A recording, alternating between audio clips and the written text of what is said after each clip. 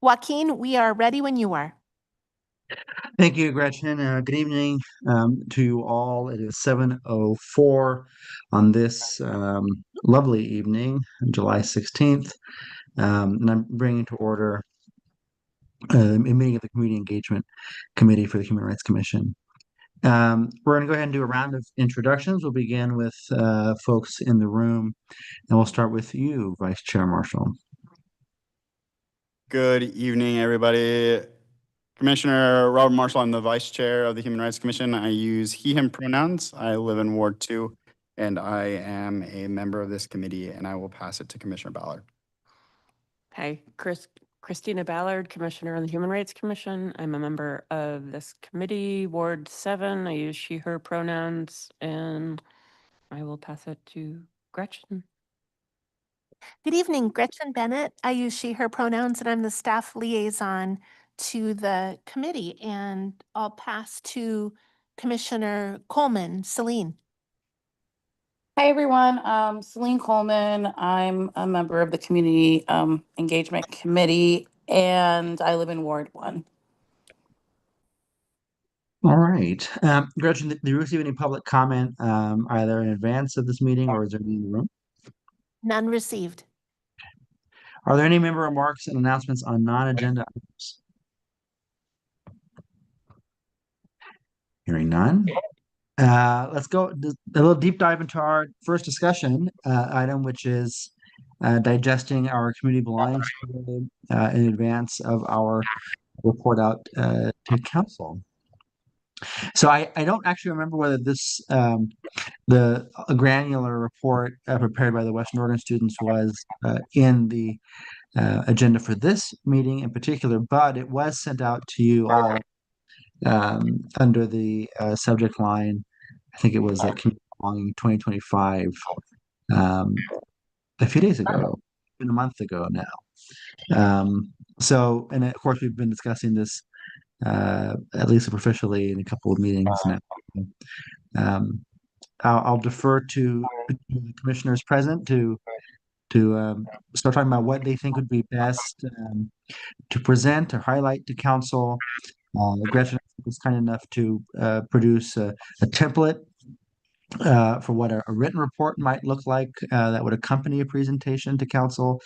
As someone who has given this presentation in years past and will again this year, we've kind of had various or varying rather lengths allotted to us. I think last year's what was it, 5 or 10 minutes, Gretchen, was our longest to date that former city manager Keith Staley provided us, and we in turn got our most robust engagement to date, at least in my tenure here, from counselors, and that was given in October, if memory serves, or maybe even September.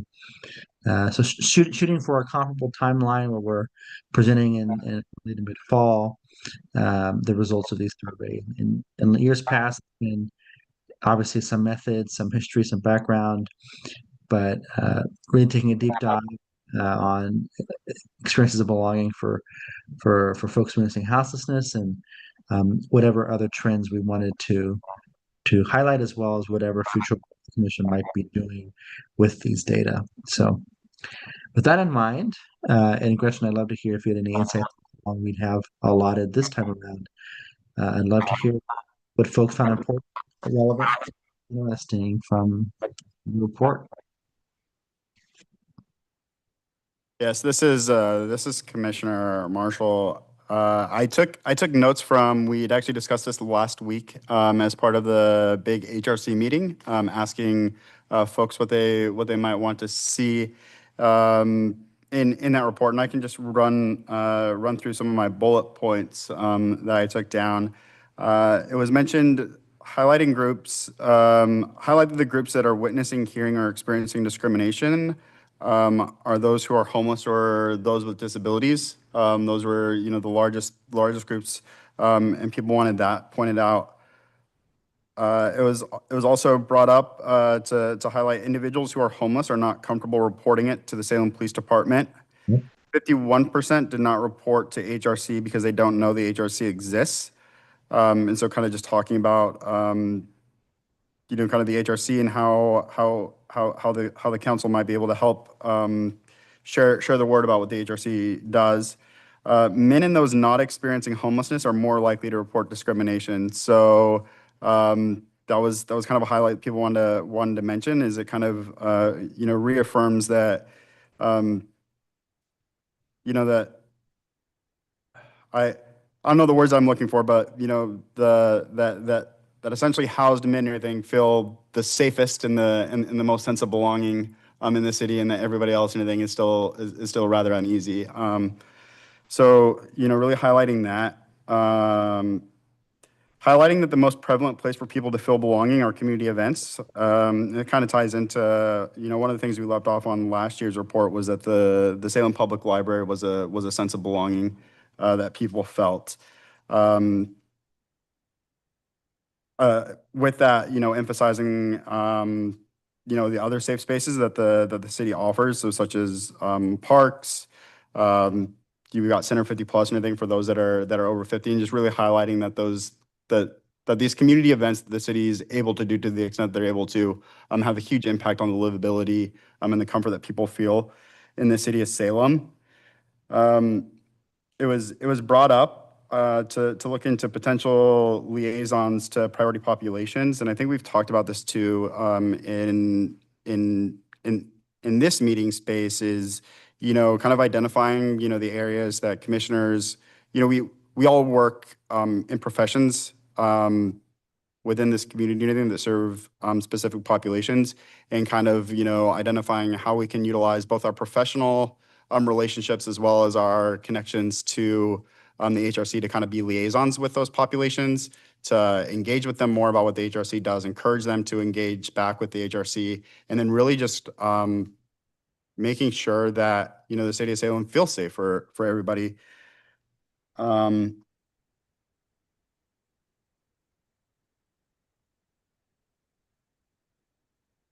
I'm just looking through here because some of these were duplicates, and I didn't have time to consolidate my notes because 7 days was a quick turnaround. I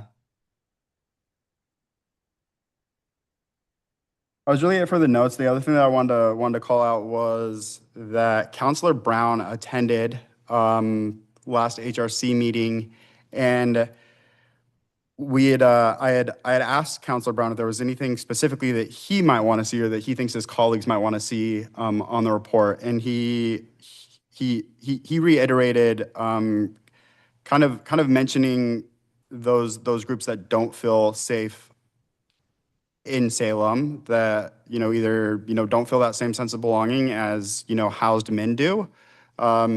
And then also recommendations or ways that both the HRC and the council and everything can get involved to really I guess make the city safer, or engage with those populations that don't necessarily feel safe reporting, and how we can essentially just take this data and improve on it. I did want to say that Councilor Brown seemed very interested in the work of this survey and this potential report, and so we had a lot of engagement last year from this report, and I could see with a good report, a good written report, a good handful of slides, and just a good presentation, I could see a lot of engagement, and I could see there being a lot of mutual exchange and potentially pathways for the HRC and council to potentially work together on some of these issues and improve going into this new year. So with that, I'll yield. Thank you, Robert. Anyone else?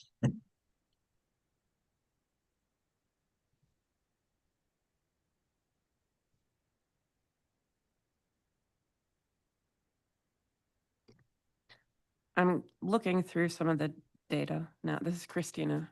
I'm looking through some of the data and information, and then the proposed language, I think, that we were sent. and this is probably something I should have brought up months ago. But I think might be helpful is providing in the report, the definition that we provided in the survey, the definition of discrimination. Did we, but I can't see, I didn't see in there, did we also provide a definition of bias in the survey? This is Gretchen. I don't remember, but that's a good question. I'm going to note it here. As you can see, I'm taking notes into a document that can be our draft. And I don't remember if bias was expressly defined. That's a good question. And the reason I'm looking at these things, I'm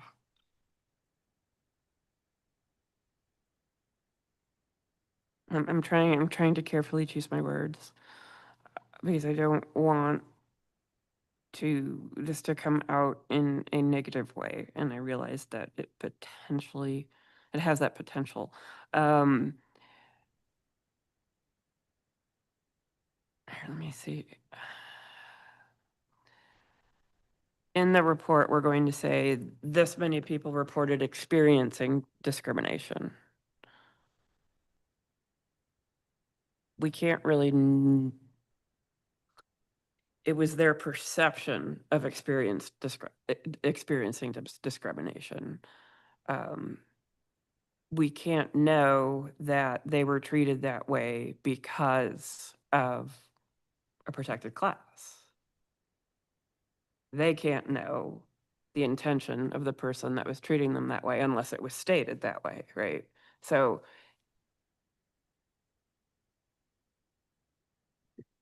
No, the point is well taken, Christine. I don't mean to interrupt you, but just reacting to what you're saying. In years past, the way we phrase it is reported. So X% of Y population reported feeling ABC, or position. right. And I don't want to, and I don't want anybody to think that I'm downplaying anybody's reports, and I don't want anybody to feel like I don't value those reports and those experiences, because I do. I just want to make sure that that's somehow clear that these, we didn't have, say, for example, Boss Hogg over here admitting he was committing using a racist slur or something of that nature, right? And I'm sorry if you don't get that cultural reference. Yeah, no, I get that reference. This is Commissioner Marshall, and I understand what you're saying. We don't want to tell council that X amount of people witness discrimination. Because as you mentioned, it is perception, and we don't necessarily know the intent. But I think really it ties back to the belonging survey, and even if people perceive that they're experiencing discrimination, well, then it decreases their sense of belonging in the community. And I think that's one of the things that we've tried to emphasize with this is if people think they're being discriminated against, whether or not that discrimination is founded or unfounded, because there was an investigation. If people feel discriminated against, they don't then feel safe in this space.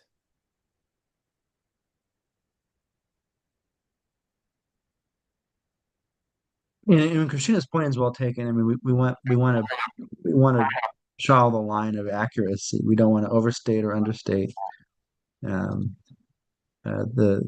these data.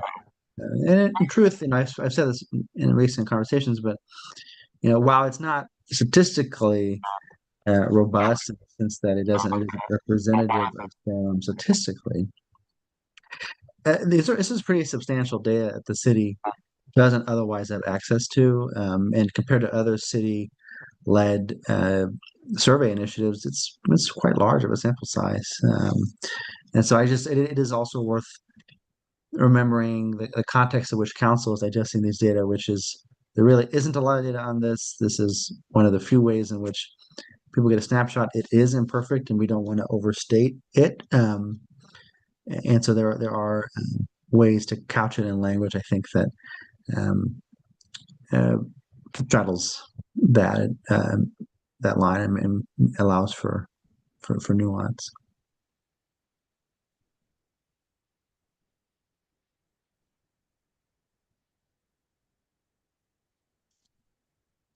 Joaquin, this is Gretchen. I've not, or Counselor Commissioner Laura Midkiff, this is Gretchen. I've not, Joaquin is fine.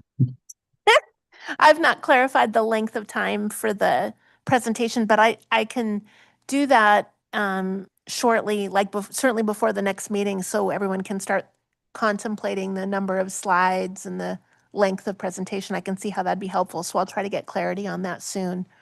And if there's particular dates that look more or less full on our agenda as well. Can you remind me, thank you for doing that. Can you remind me though, how long we had last time? Was it 5 or 10 minutes? I can't remember. You know, I remembered as being 5 to 7, but I'd need to go back and see if I have notes to clarify that. But I think generally 5 to 7. You know, if a request could be made to Krishna, it would be to have the same length as was last year. That was good. I was comfortable with that.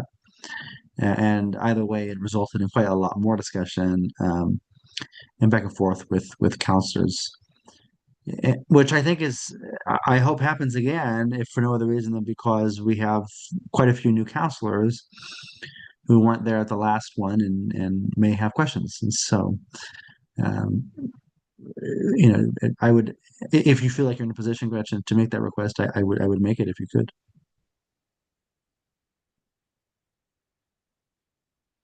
I sure will. Thanks.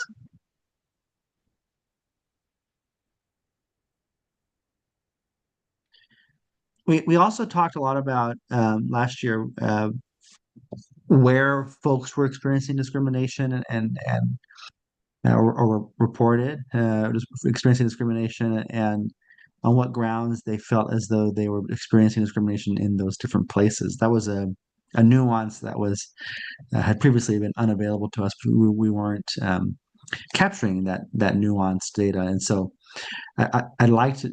I'm interested in replicating some of that work as well, because I think it's helpful to the council to not just know big numbers or trend lines, helpful that they may be, but also can think particular, you know, in particularities about, you know, where, what kind, um, you know, what are folks experiencing, apropos of place, workplaces, healthcare, context, government offices, schools, etc.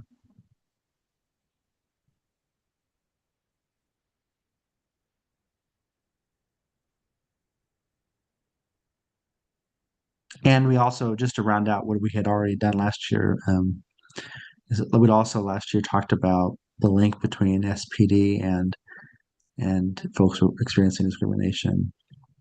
And talked a little bit about, very briefly, maybe it was 30 seconds, about people's comfort with reporting. And that led to a conversation about, it may have been offline, but a conversation about what city leaders could do to help facilitate people's comfort or confidence in reporting with SPD.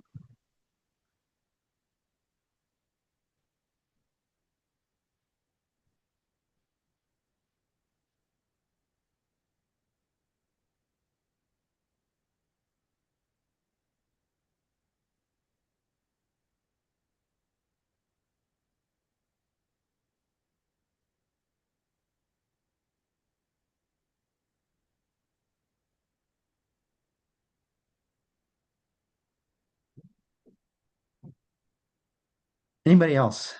Celine, anybody have any other comments? Things that are must-haves? Um, I agree with everything that's been said so far. I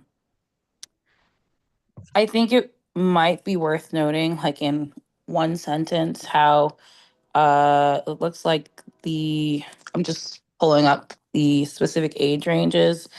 Like the older 65 to 74 years and 75 plus year olds have the highest sense of belonging, at least the mean, compared to the younger demographics. So I think, I mean, that could be highlighted as like, these are the future people that would be living in Salem, whereas the older demographic people probably won't be around as long. And so if they don't feel a sense of belonging, they might go elsewhere.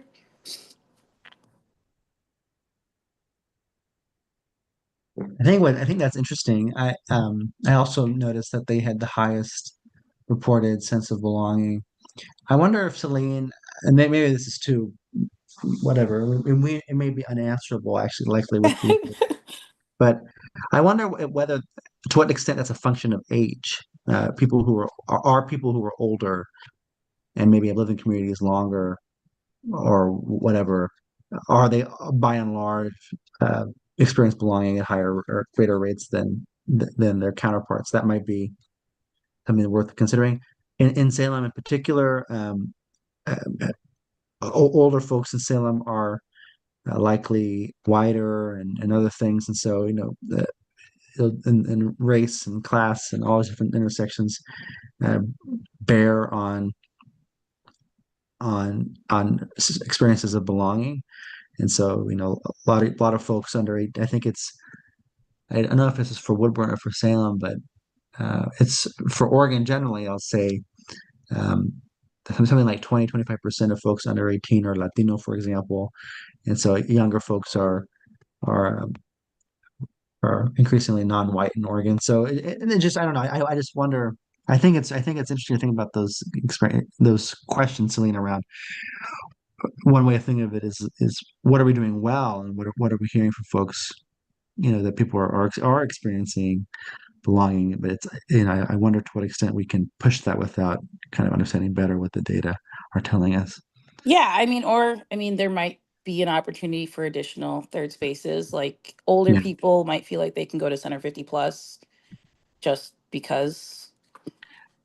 That's exactly right. So the question I was going to ask Gretchen was whether Marianne could share some of those narrative.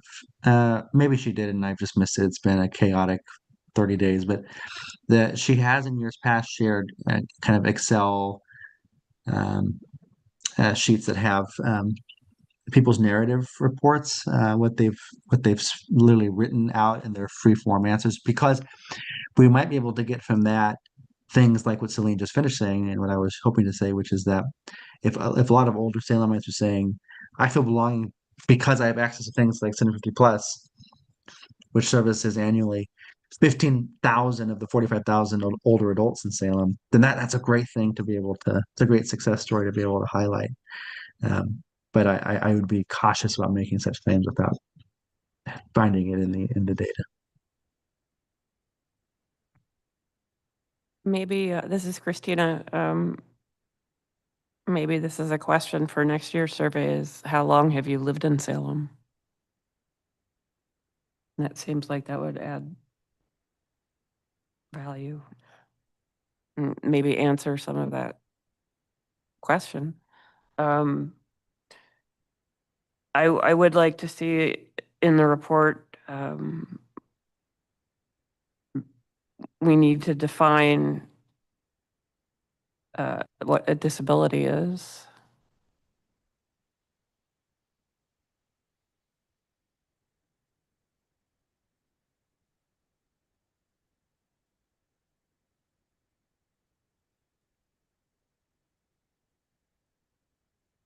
This is Commissioner Marshall. When you say, are you saying like define it in the written report that we give them, or next year defining, because we defined what a disability was in the survey, I believe. Oh, and that we did in the survey. Okay. Okay. Because I think we did, yeah, because, or we gave examples, which in a way could be interpreted as a definition, but I guess yeah, I do agree when pointing out, disability to council, pointing out what we listed were as the disability options for people to select. Wrong, terrible phrasing, because disability is not an option. listing the various disabilities that we asked people to disclose in the survey. Yes. Well, disclose or just we didn't ask them to disclose, but like they had the option of identifying us on the disability on the certain basis of disability, right? Identify. Yes, just so there, council has a clear understanding of, mostly what comes to my mind is invisible disabilities. I think there was some data that was really good on that last point, Christina, where the students had disaggregated some things around where invisible disabilities were most acutely felt, either by way of experiencing or seeing discrimination. I think the workplace was the number one or the most commonly reported place where invisible disabilities were said to be a driving factor of experiencing discrimination for folks in Salem. Um, and so that those data are on offer, from what I recall. Let's see if I can find it. Thank you. That's what I was just wondering if you want me to try to pull up the data or the presentation from the students. I could try to take a second to do that.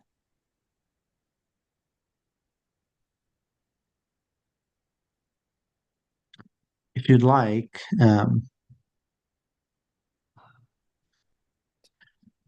I think the workplace is the one place where people would have to be more open, and that's where folks with invisible disabilities would have to request accommodation. So it's more likely that the people around them would be aware that they're living with a disability. Whereas in a situation like this, somebody may not know, or in a social situation, you may not necessarily know, or participating in a community activity, you may not necessarily know, but in a workplace situation, if somebody has to say,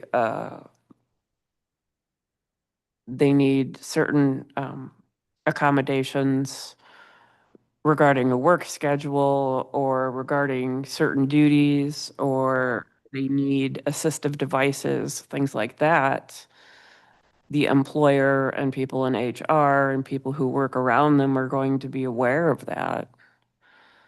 So in a sense, those invisible disabilities become not visible, but known. yeah.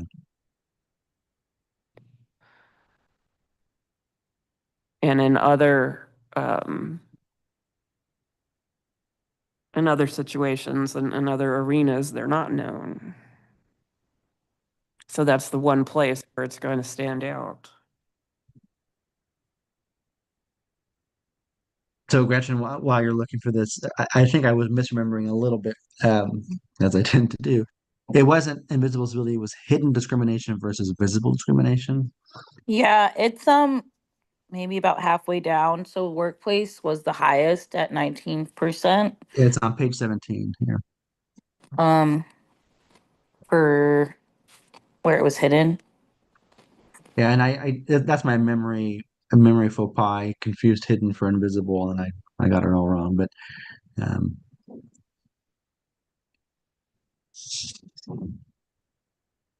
right there on the left. Yep.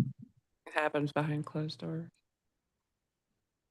Yeah, that's different than what I'm getting at, I guess. Yeah. I mean, these types of things would also be more known in a school setting as well, because people with invisible disabilities often need to request accommodations in a school setting, right? So it's known there as well.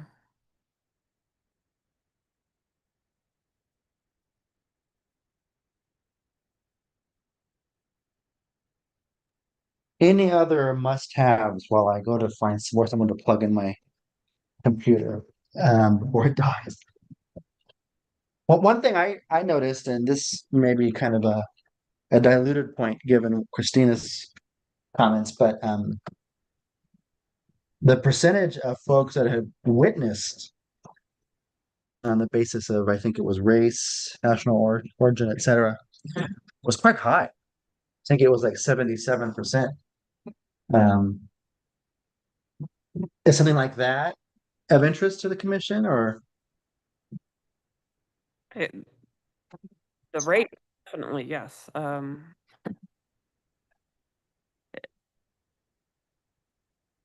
curious, do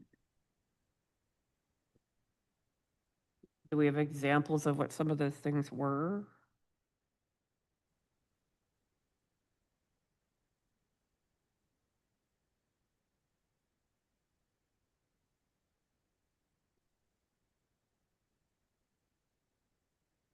Or is it people using slurs? Or is it somebody flying a Confederate flag?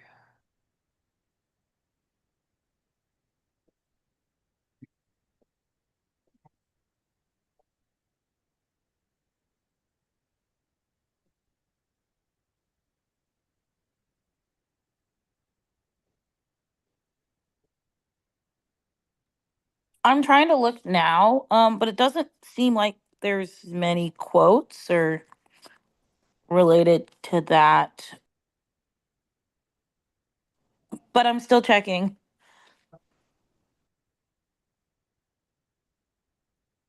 No, I wonder, were there things such as denial of service at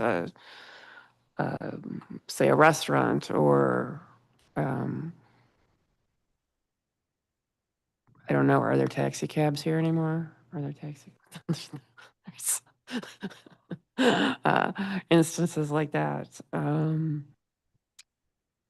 again, I don't want to get too, Well, off the rails here. I mean, we won't be able to provide that level of detail around, but to the extent that we can identify trend line and other things, I think that's the sort of material that we want to be showcasing in this presentation. And of course, a report, like a written report, like the one that we are drafting with Gretchen, can be more elaborative in that way. But for the presentation bit, we probably will stay more high level than that.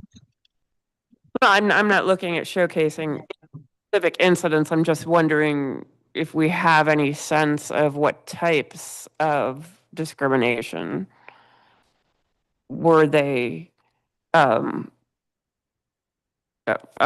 things that were race or ethnic or religiously based. Were they one-on-one? Were they directed at individual people or directed at a group of people? Or was it things like denial of service, or was it graffiti? Was it, what, I guess,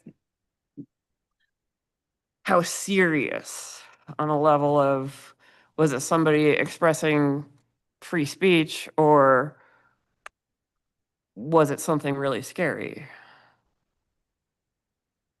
Well, a couple of things. One is, I think, in terms of the survey, um, if Marianne were here, I'm sure she would say something like, "Well, the best we can do is kind of cross-reference what people are reporting and where they report seeing things." So, for what I mean by that is, if someone says that they report that they have seen or witnessed discrimination on the basis of race in the last month, and then they later in the survey say they often witness discrimination occurring in restaurants. There's nothing that says explicitly that the witnessing of a race-based discrimination occurred in restaurants. It's just the same person was saying they see this and they see discrimination here. So that's a limit. That's a limitation of the survey.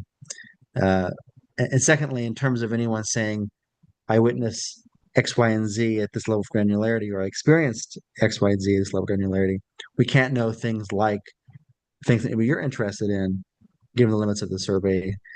what was it? Physical harassment? Was it a racial slur or epithet, or was it a denial of service? Unless someone volunteers that information in the narrative section of the survey. And those are important questions and nuances, but the structure of the survey does limit us. We can't conclusively say paint as robust a picture as maybe we'd like.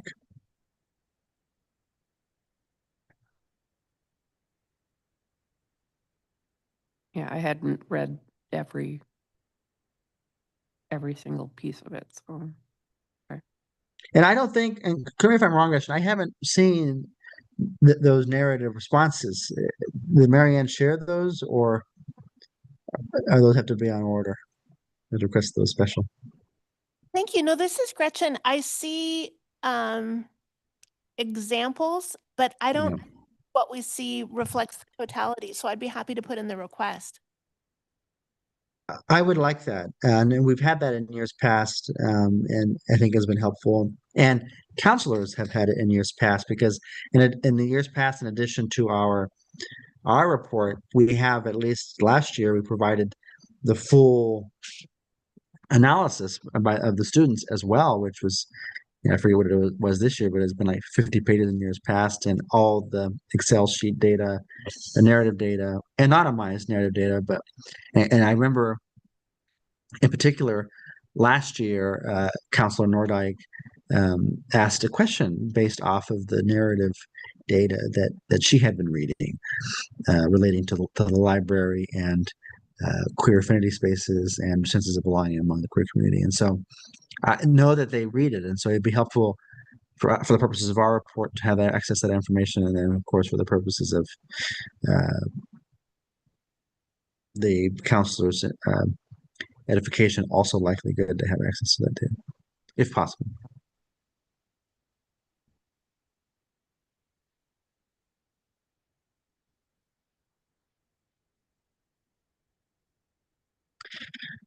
Okay, so as I understand it, so we do have well, at least one other big item to check in on.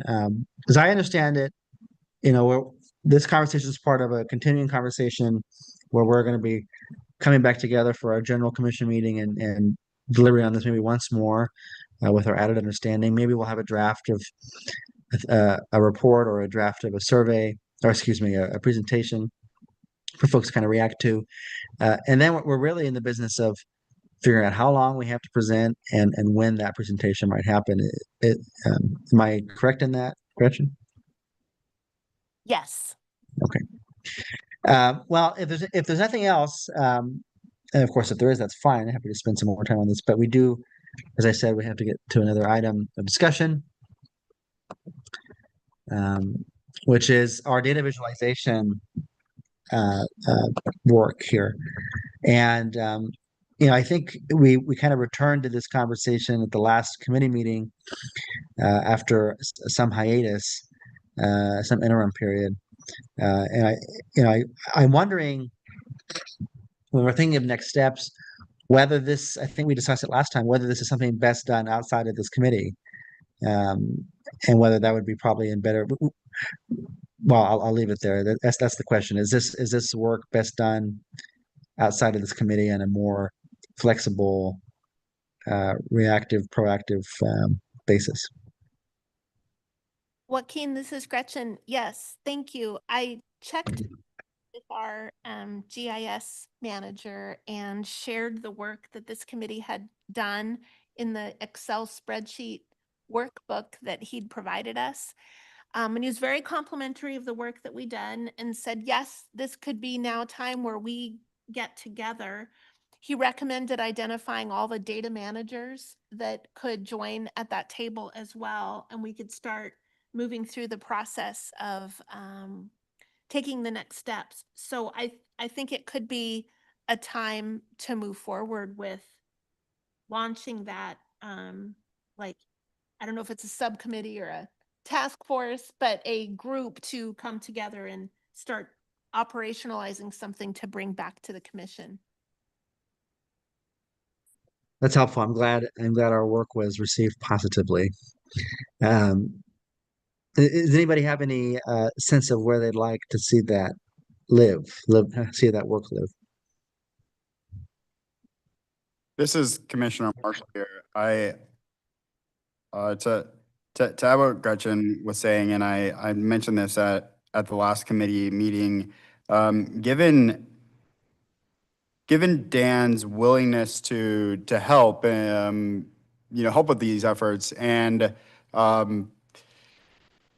the fact that we really kind of just need his expertise if we want to get this up on a board on the webpage. And I also see some of the other city staff and community partners that we might want as part of this group contributing data and being able to have them. I think having this live outside of this committee in its separate meeting space with potentially broader group of stakeholders as part of that conversation, I think would be the most logical path forward. I could see it getting pretty confusing pretty quickly if we're discussing something here in this meeting. Gretchen then has to take those notes. She has to relay that information back to Dan, the GIS manager, has to take the information that Dan wants and bring it back here. And I know in the past we've occasionally had we tried scheduling a couple meetings, but then we're increasing the staff workload to try to deconflict people's schedules on what works for some of the members of this committee to maybe meet with the city staff. That I think to really just keep this moving along, I think identifying a task force or a subcommittee of this that can potentially meet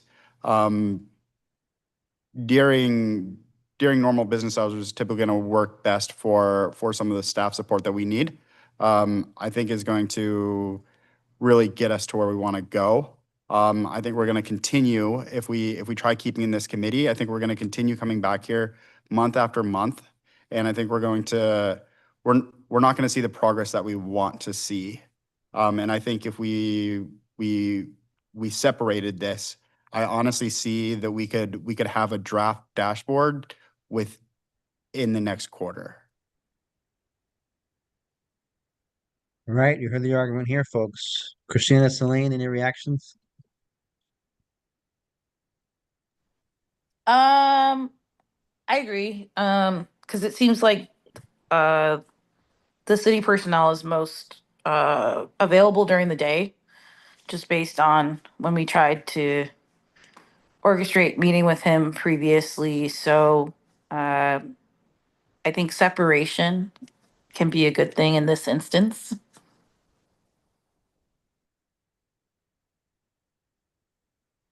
I agree with everything. Awesome. Well, Gretchen, let's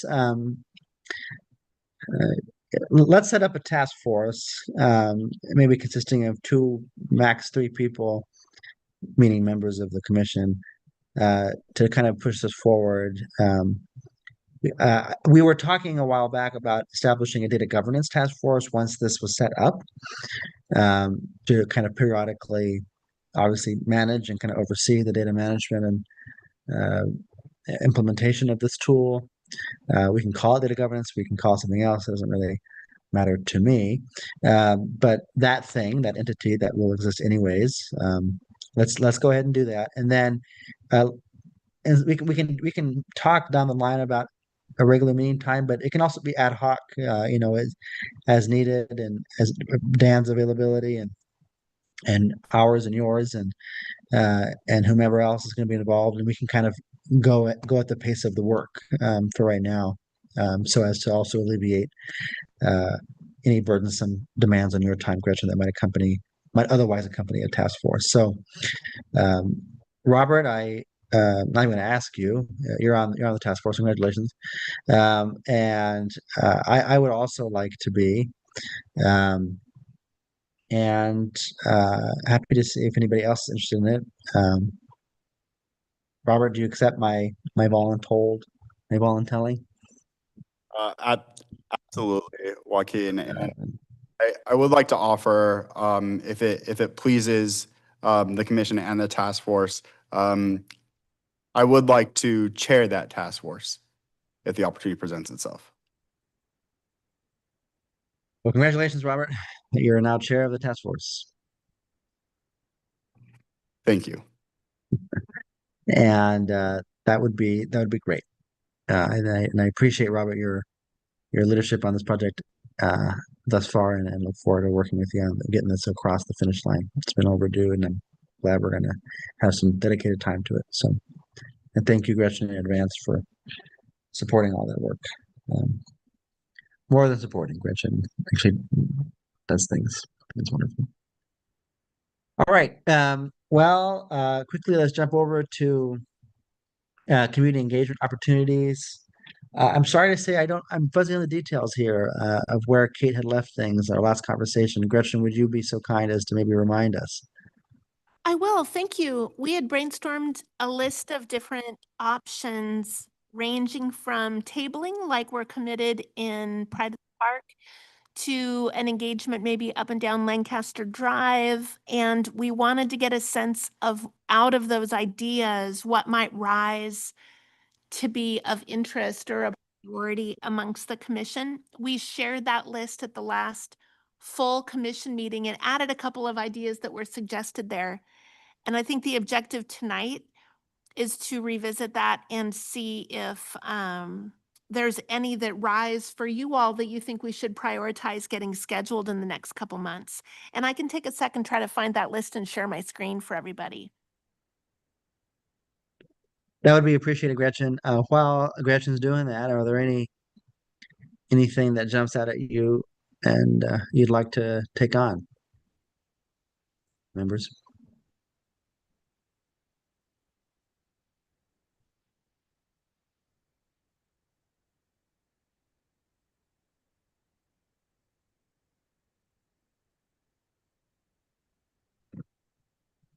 Not all at once.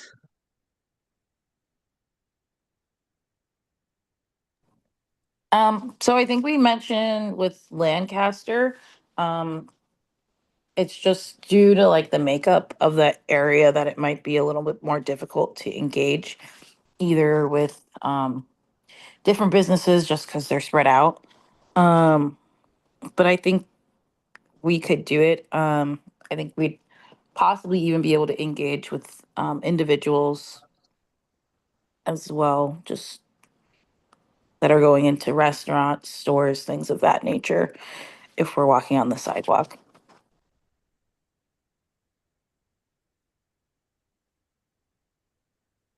Definitely.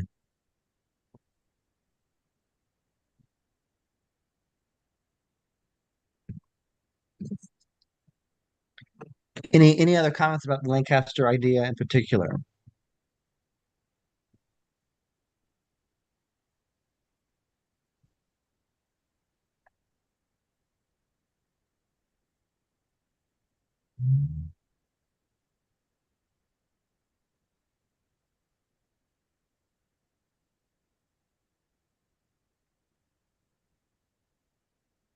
This is Gretchen. It might be the kind of idea that just has to be tried, maybe building upon Celine and others' experience, Commissioner Coleman, others' experience with the peace walks in the area.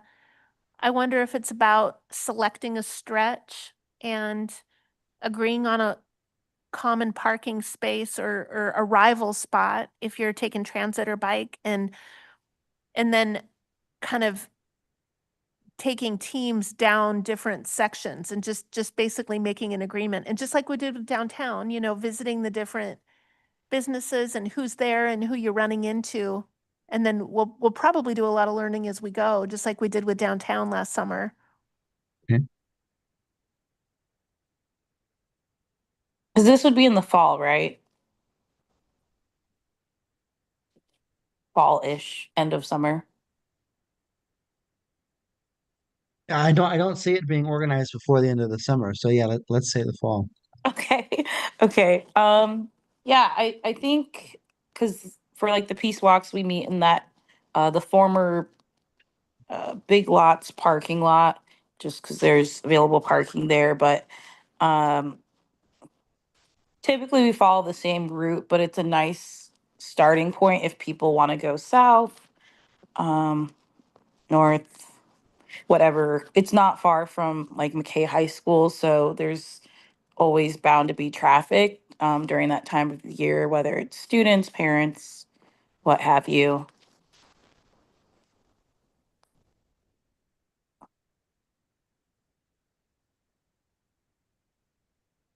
This is Commissioner Marshall. I agree with Commissioner Coleman. I think we just need to put a date on the calendar that we're all going to meet at Big Lots with the same supplies and materials that we had when we went downtown, and then just kind of, you know, get out there and see what it looks like, even if it's just 90 minutes and it's four people and all we get is 2 blocks. I mean, I think we can sit here as a committee and a commission and de- de- debate till the cows come home, which date's going to be work best. And, does Lancaster work? Does Lancaster not work? Do we want to go to universities? Do we not go to universities? I think we've spent a lot of time deliberating where we want to go. And I think we just need to do it. I mean, I think even if we get out there and it's just, we were able to, walk into one business or interact with one person experiencing homelessness, then we tried it. We can come back and say that, maybe Lancaster wasn't, as good of a fit for businesses as, essentially downtown was, but we'll never know if we don't try it. And we'll never get another community engagement event going if we are so worried about trying to find the perfect opportunity. I think there's a lot of opportunities that are passing us by. One of the things that I think was mentioned too at the bigger commission meeting was people just writing a list or emailing things to Gretchen about like what opportunities they might want to engage in. And something like community engagement can just be two people and anything that have the same shared interest on a Thursday afternoon to go crash like a movie in a park somewhere. And then, it doesn't need to be we don't need a full op board. And we don't need a full, we don't need a full IAP to send two people out to talk about what the HRC does and how the HRC benefits the community. And so I think just really, and maybe it's just developing a better hybrid system for people to just be able to, kind of just like update their availability and what they might be interested in. And then bam, two people link up. Then those two people can reach out to Gretchen and be like, hey, Gretchen, can we stop by your office? We want to go out next Friday. Can we stop by your office and pick up some, business cards and some flyers about the HRC? This is our intent. I don't think everything has to be a big, extravagant outing. I think we just need, one or like two people because there's safety in pairs, and let people choose their adventures on how they want to educate the community about the HRC. Here, Robert. Could we do like a Google form where each of us says, I'm willing to do this, this, and this, and this, and then we can see that you're willing to do this, and this too, so we can do it. Yes, that's easy to do. In fact, I have a version of that I can update based on this list. I'll be happy to do that. Okay, that's the easiest way to do that, because then we can see who's The only willing. thing I'll say, Christina, in reaction to that is, unfortunately, we have had some follow through challenges. People completing surveys, and just, while I embrace and very much agree with the let's just do it attitude, it has been challenging to get people to follow through. That being said, it's been challenging with the big organization effort as well. So we're all learning how to do outreach better, and uh, I think doing both Robert's approach and yours, Christina, would be helpful. I think it would be helpful if we could bring a couple potential dates, possibly to the next general meeting, and see if those dates work for the other commissioners, or any members of the public that also might be interested.